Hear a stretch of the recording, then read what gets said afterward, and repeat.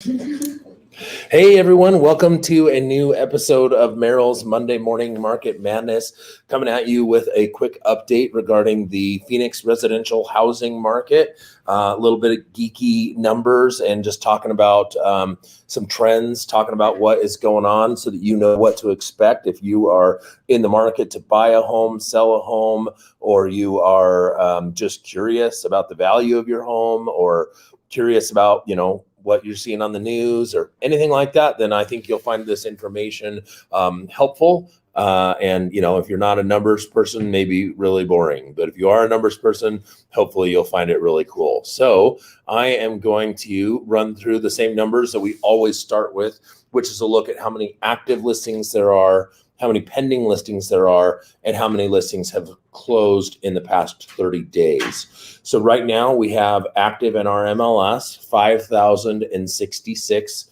listings, which is pretty normal Monday. And then next, I like to look at how many properties are under contract, which is 12,953. And then lastly, we look at how many listings have closed in the past 30 days, which is 9,518, which gives us a month supply of inventory of 0.53. And the way that's calculated is we just take, it's sort of like an imaginary, if no new listings came on the market, the current pace at which homes are selling, how long would it take before everything is gone? And so, it's a hypothetical, of course, but 0.53 a month, so half a month, 2 weeks, everything that's currently on the market would be sold if no new listings were to come on. Now, that's also, a very normal number for a Monday. If you want to know how geeky I am, we track these numbers every single day. So every single day since the beginning of the year, actually we went into last year, but on this spreadsheet, only since the beginning of the year, we look at how many active listings there are, how many pending listings there are, how many listings have closed in the past 30 days, and what the month supply of inventory is. So I'm going to just zoom in on this here a little bit more so that we can make a little bit more sense of it. So, we started the beginning of the year with around 0.63.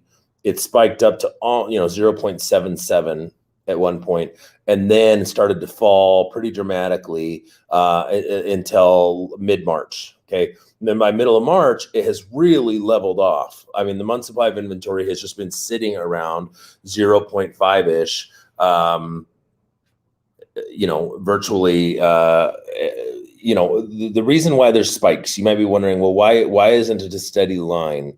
And that's because of the ebb and flow of listings that are coming on the market. So typically, not a lot of homes get added on Sunday, Monday, Tuesday, and Wednesday. Sellers or maybe agents like to add listings to the MLS on Thursdays and Fridays. So we always see a surge of listings going on the market Thursdays, Fridays, but not a lot goes under contract Thursday through Sunday or Thursday through Saturday, because a lot of sellers want to wait. They might already have offers right away, but a lot of sellers want to wait through the weekend because they've got a lot of showings scheduled. So what always ends up happening is we get a lot of, the listing count goes up on Thursdays and Fridays and Saturdays, and then it starts to go down pretty dramatically on Sunday, Monday, and Tuesday as all of those homes that got offers over the weekend start getting changed to being under contract.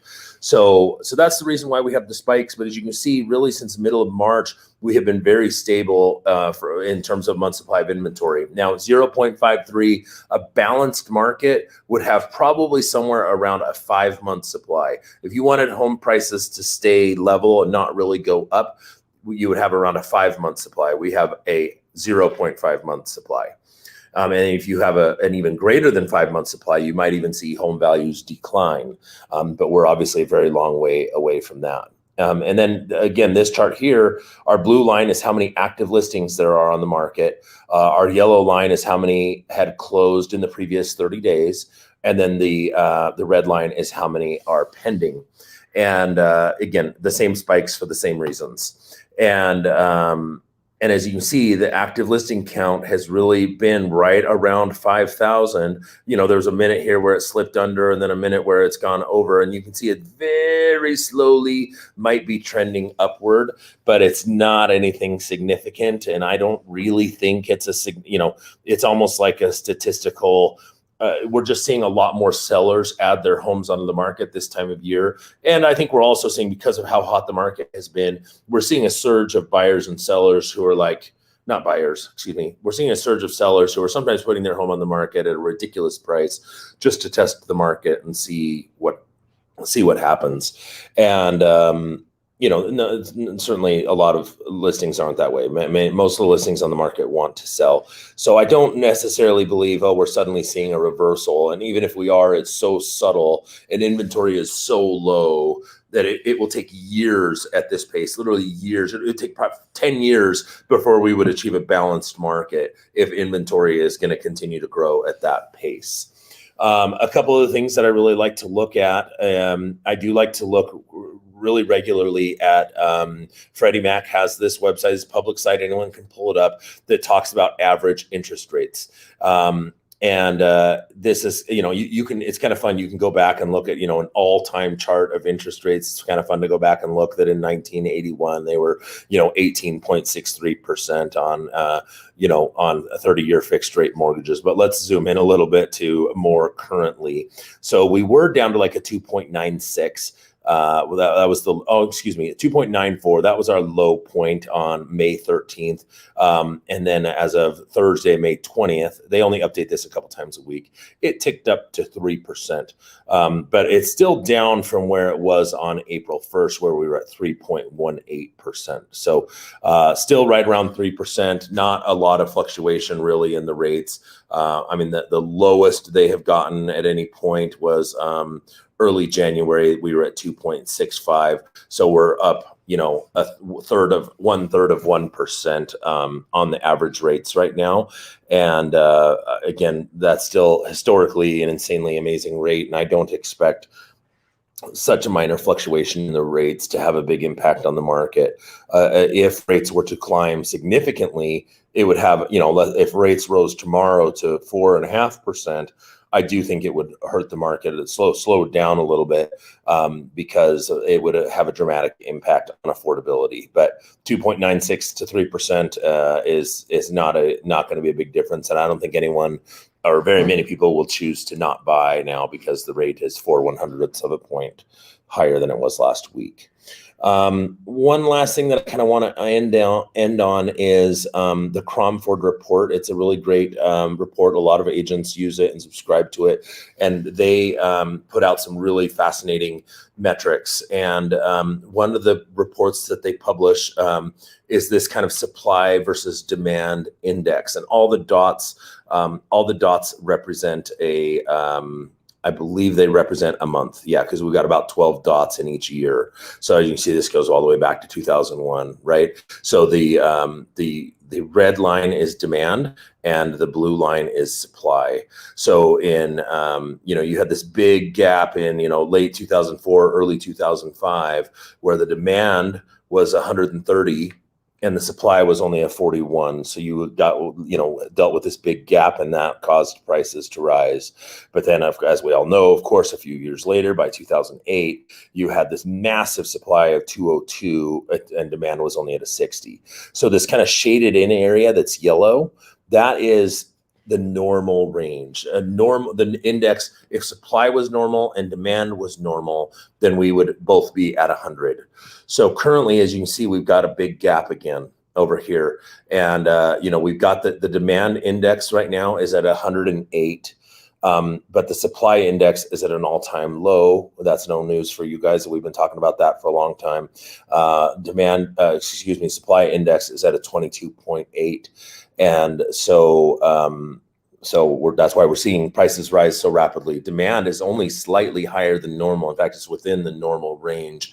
I will add, I don't know, and I've expressed this doubt to some of my agent friends, I don't know how their demand index is calculated. I do have a theory on it that they're just looking at, okay, how many homes close in a typical May? How many homes close in a typical June? And I know, in previous years, we usually see somewhere between, 9,000 and 10,000 homes close in May, 9 to 10,000 additional homes closing in June in our MLS. And that's what we're going to do this May, we'll probably see somewhere around 10,400-ish closings. We'll see, still a few days away from the end of the month. So let's say that it's, so that's only a little higher than normal.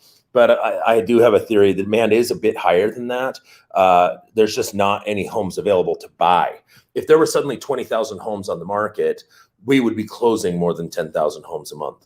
But with only 5,000 active listings available, there's just not a lot available to buy. We are still seeing multiple offers on a lot of properties, but I will admit demand has undoubtedly slowed down slightly from where it was in December and January when the demand index peaked at 135.1. When we were at that point, it felt like every home had 20 offers. Now what we're seeing is every home only has 5 or 6 offers. Obviously, there's some homes that are still going to get 20 offers, but just on average, it feels like homes are getting less offers than they were a couple of months ago. So demand, and that might have to do with affordability, right? Prices are, going up so fast. It's getting to a point where some people just aren't able to buy and are having to continue to rent, or I don't know, multi-generational living, or what people are figuring out. So anyway, that's enough geeky numbers for you guys today. I hope you found this information helpful. And I don't know how to tell it to stop sharing my screen. Let's see. There we go. I figured it out. So if you have any questions, or you would like to know more specifically what the market is doing in your neighborhood, or you'd like an update regarding the value of your home or anything like that, I would absolutely love to put that information together for you. If it's not obvious, I am a nerd, and I really love looking at these numbers, and I really love just consulting with people. It does not matter to me if you have no interest in buying or selling a house and you just would like an update on the value of your home. I know for me, I put, all of our properties that we own, I put into a net worth spreadsheet every single month. And if you just need an update because you want to put it in your net worth spreadsheet, I'd be more than happy to do that for you. And if you're thinking about selling, I would love to meet with you as well. So thank you so much, everyone, and have a great week.